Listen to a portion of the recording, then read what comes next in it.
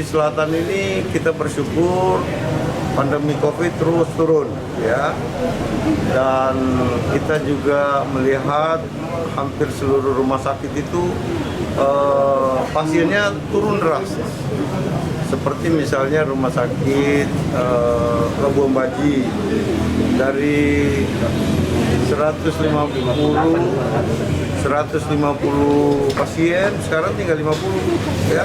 Rumah sakit tadi juga sama. Nah, artinya ini sebuah tren penurunan yang mengembirakan ya.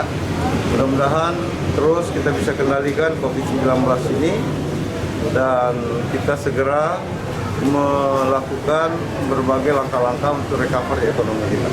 Kemarin spesimen kita 2.900 ya.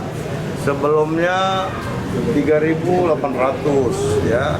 Kalau terjadi penurunan berarti protokol kesehatan itu berjalan dengan baik ya.